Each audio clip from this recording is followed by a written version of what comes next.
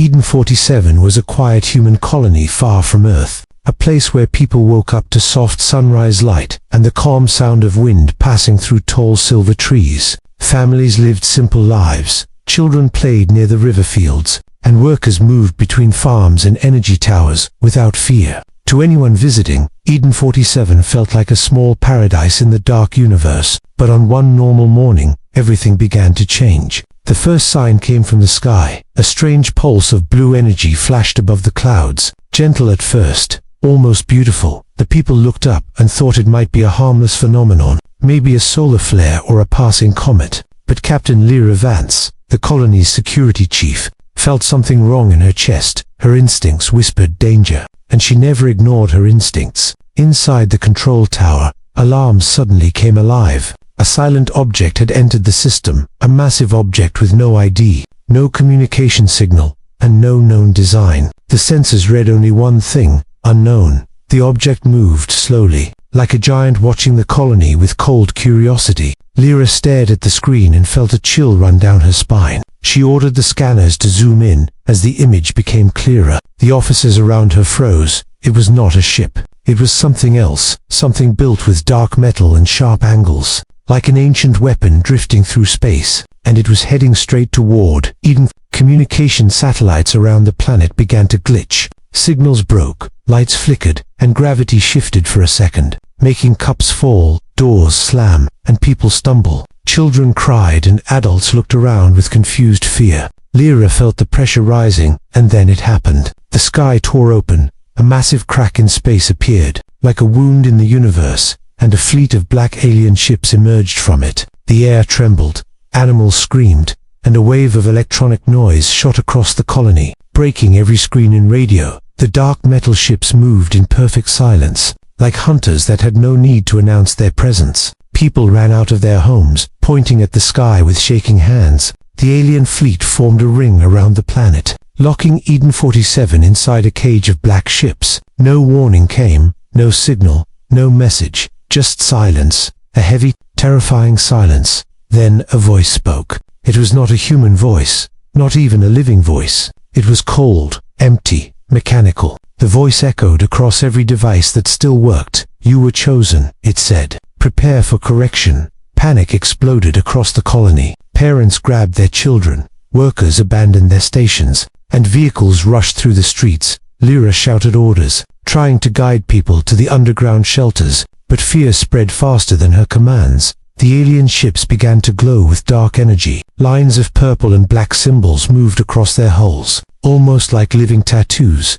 The ships pointed their weapons at the surface. Lyra watched the enemy charging and felt her heart tighten. This was not a warning shot. This was extermination. A beam fired. The ground shook so hard that buildings cracked and mountains trembled. A bright explosion hit the northern side of the colony, wiping out farms and forests in a single flash. People screamed as shockwaves hit them, knocking many to the ground. Dust rose into the air, mixing with fire and shadows. Lyra managed to regain her balance and looked at the destruction with wide eyes. The aliens had targeted only one colony in the entire galaxy, her colony, and now they were preparing for the next strike. Eden 47 had no chance, no escape, and no hope. Not unless Earth reached them in time. But Earth was far away, and the alien fleet was already charging again. Lyra clenched her fists as the sky darkened. The attack on Eden 47 had only begun. The second alien strike came before the dust from the first explosion even settled. A wide beam of dark energy swept across the eastern side of Eden 47, cutting through metal, stone, and soil like soft butter. Entire power towers collapsed, sending sparks into the air as people screamed and ran for their lives. The peaceful colony that once felt like paradise was now turning into a nightmare. Captain Lyra Vance forced herself to stay calm as she watched the chaos around her. Smoke rose above the trees, buildings burned, and the sky flashed with purple light from alien weapons. The colony security teams tried their best to defend the streets, but their weapons were useless. Human bullets and lasers simply bounced off the alien shields. It was like trying to break a mountain with a small hammer. Lyra grabbed her communicator, hoping some channels still worked. "Anyone near the shelter entrances, guide civilians inside," she ordered. Her voice shook, but her words stayed firm. The shelters were deep underground, built for earthquakes and storms. Not alien attacks, but it was the only hope they had. As she ran through the smoke-filled streets, she saw frightened families rushing in every direction. Children cried, parents yelled their names, and the ground kept shaking with each new blast. A line of security drones flew overhead, trying to scan the alien ships, but their systems failed the moment they looked toward the sky. Every drone fell from the air like broken toys, smashing into rooftops and streets. In the command center beneath the colony plaza, a few officers struggled to bring communication systems back online. Wires sparked, screens flickered, and half the consoles did not respond. Lyra arrived, breathing hard, covered in dust and sweat. "Can we contact Earth?" she asked. The officers exchanged worried looks. "Not yet," one said softly. "We're trying, but every signal is blocked." Above them, the alien fleet moved slowly, almost lazily, as if it enjoyed the destruction it caused. It was not a quick attack. It was a deliberate erasing of a human world, and the humans did not yet know why. The ground shook again as another blast hit the western ridge, sending rocks rolling down into the valley. One officer gasped as new data appeared on the broken screen. "I found something," he whispered. Lyra rushed to his side. The screen showed symbols and strange patterns coming from the alien ships. The officer translated what little he could. "These aliens call themselves the Nullborn," he said. "They believe emotion is a weakness, and living worlds with emotion must be corrected." Lyra felt her stomach twist. Corrected. That was their word for extermination. Outside, the Nullborn ships began to form a new pattern, moving into a long, curved formation above the colony. Their weapons glowed brighter, heating the air and darkening the clouds. People in the shelters could feel the vibration in the concrete walls. Some prayed, some cried, some whispered their last hopes. Lyra knew time was running out. If they could not send a message to Earth soon, Eden 47 would be dust before help ever arrived. She turned to the officers. "Try again," she said. "Use any channel, any frequency, anything that still works." Her voice carried desperation, but also strength. Seconds felt like minutes as the officers worked. Static filled the room, consoles buzzed, and sparks flew as they overloaded the system. Then something happened. A small light blinked. A faint signal came through, weak but real. "Earth, Colony Eden 47, under attack, requesting help." The officer transmitted with shaking hands. For a moment, silence returned. No reply came. Lyra felt her heart sinking. Then a voice crackled through the speaker, weak, distorted, but unmistakably human. "Eden, message received. Hold your position. Earth is coming." The officers gasped, some even cried in relief. But the victory was short-lived, because outside, the Nullborn fleet started charging their largest weapon yet. A huge energy sphere formed above the flagship, growing bigger and brighter with every second. It was enough to destroy half the planet in one strike. Earth was on the way, but would it arrive in time? Far away from Eden 47, on the blue and glowing homeworld of humanity, Earth Command watched the colony's distress signal with growing fear. The message was short, broken, and surrounded by heavy static, but it was enough to show the truth. A human colony was being erased, and the attackers were not any race Earth had seen before. Inside the Earth Defense Headquarters, alarms rang through tall metal corridors. Generals rushed into meeting rooms, scientists scrambled through data screens, and engineers activated emergency systems. The holographic map showed Eden 47 blinking red, a sign that the colony was minutes away from complete destruction. Admiral Reyes, one of Earth's strongest and most trusted commanders, stood silently in the center of the room. He did not speak much, but everyone felt the weight of his presence. He had fought in 2 alien wars, survived ambush fleets, and carried scars from battles that most humans only read about. When he finally spoke, the room fell silent. "Activate Project Helios," he said. The officers exchanged nervous glances. Project Helios was Earth's most dangerous and most secret weapon. It was built from technology recovered after old alien wars and combined with Earth's most advanced science. A weapon so powerful that even its creators feared using it. But today, Earth had no choice. Human lives were disappearing by the second, if they did not act now. Eden 47 would become nothing but ash, floating in space. Deep beneath the planet, inside a hidden launch hangar, the Helios ship awakened. Its hull glowed with golden lines. Bright like the hot surface of the sun, the engines hummed with silent energy. Bending the air around it, This ship did not use normal power. It carried the heart of a small artificial star inside its core, a weapon that could fold space, break gravity, and unleash bursts of solar energy that no alien shield could survive. Admiral Reyes walked across the hangar floor, suited in dark armor that reflected the golden light of Helios. Technicians saluted as he passed, their faces full of worry and respect. "This mission will be dangerous, sir," one engineer whispered. Reyes placed a hand on the hull of the ship and nodded slowly. "Danger is already waiting for us," he replied. "Let's make sure it waits alone." Within minutes, the Helios ship activated its jump drive. Rings of light spun around it, faster and faster, until the entire ship vanished in a burst of white glow. It entered hyperspace, slicing through dimensions like a knife through cloth. Its destination was clear, Eden 47, and time was running out. Meanwhile, on Eden, Captain Lyra Vance stood inside the underground command center, staring at the scan of the null-born weapon forming above the planet. The energy sphere was now huge, bright, and pulsing like a living thing. If it fired, half the colony, maybe the entire colony, would be vaporized in seconds. Survivors in shelters held each other tightly as the ground shook again. Some whispered prayers, some whispered names, and some whispered only one word: Earth. Lyra felt hope and fear mixing inside her chest. Earth had promised it was coming, but the null-born weapon was almost ready. Suddenly, the sky outside the planet flashed with a strange white ripple. For a moment,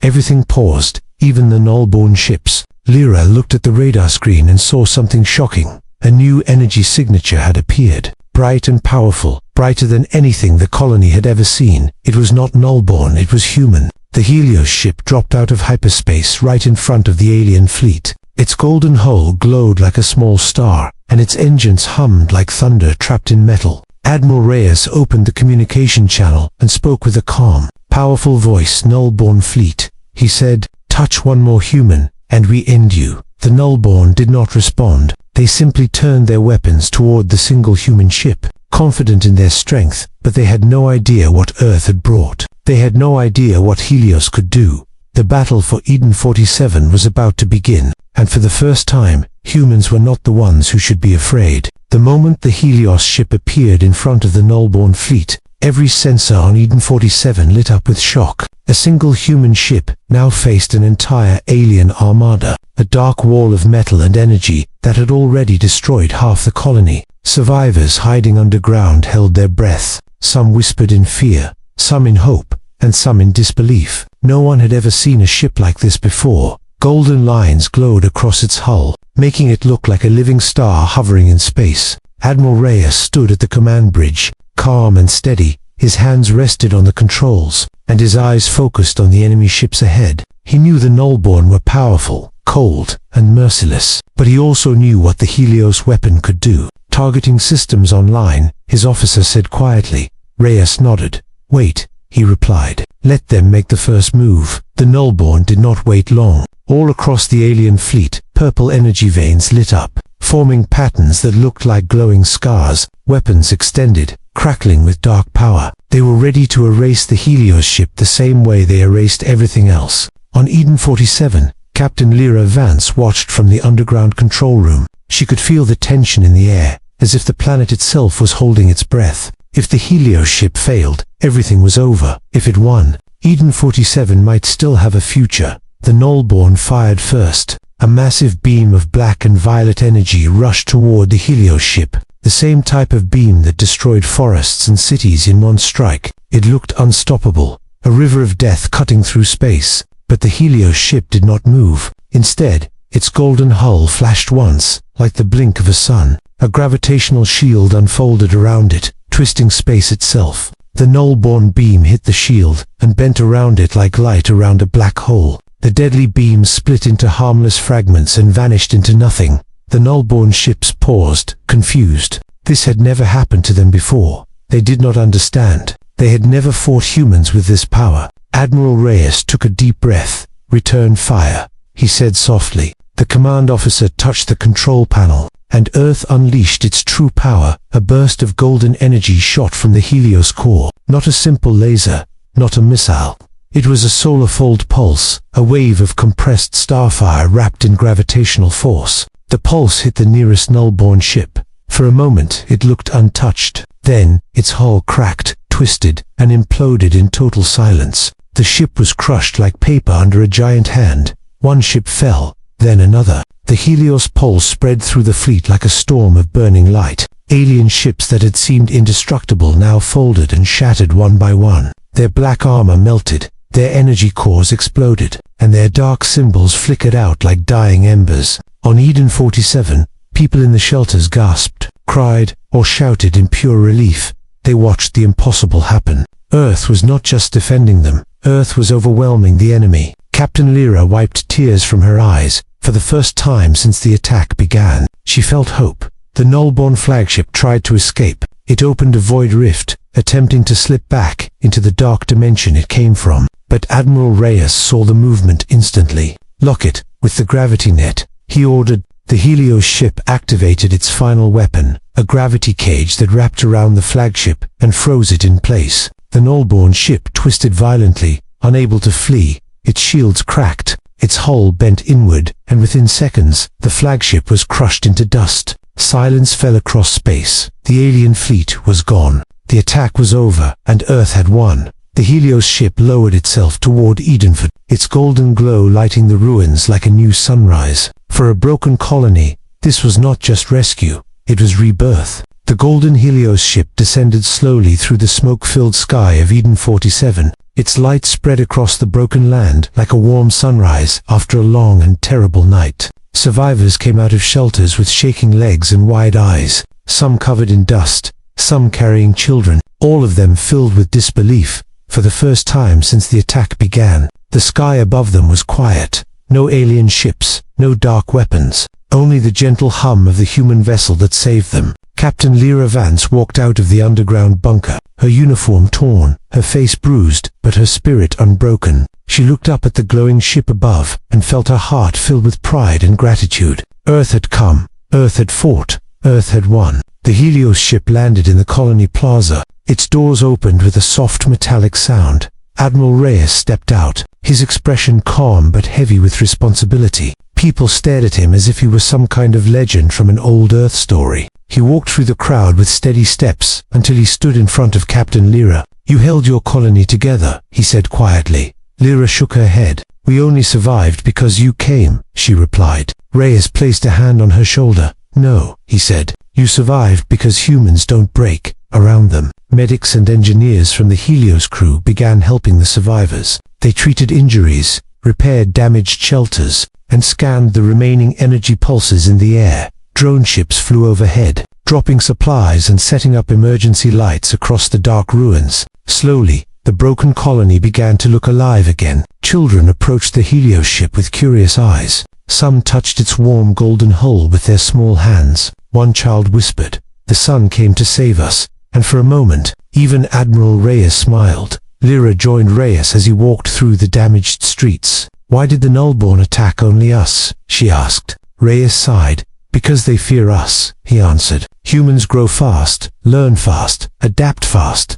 Every war taught us something new. Every loss made us stronger." He stopped and looked at the horizon where smoke still rose. "The galaxy sees humans as weak," he continued. "But today, they learned the truth. When humans fight to protect each other, there is nothing stronger." Lyra nodded slowly, letting his words sink in. For years, colonies like Eden 47 believed Earth was far away and slow to respond. But now she understood. Earth had been preparing, evolving, building technology so powerful that even ancient alien species could not understand it. Later that day, Earth sent more ships, rebuilding vessels, medical carriers, and protection cruisers surrounded the colony like a protective ring. Teams worked day and night to clear debris, rebuild homes, and restore power. Families reunited, friends embraced, and voices of relief filled the air. Humanity had lost much, but it had not lost itself. As night fell, the survivors gathered near the colony center. The fires were out, the sky was clear, and the stars shined bright above them. Admiral Reyes stood on a makeshift platform and spoke. "Eden 47 will rise again," he said, "and Earth will stand with you." The crowd cheered, their voices echoing across the damaged land. For the first time since the attack began, hope felt real, not just a dream, not just a wish, but but a promise. Lyra looked at the remains of her colony. She knew the road ahead would be long and hard, but she also knew something else. The Nullborn thought humans were weak, emotional, and easy to break. They were wrong. Humans were strong because of their emotion, not despite it. And now the galaxy would never forget what happened here. When one colony was targeted, Earth unleashed its power, and nothing stood against it.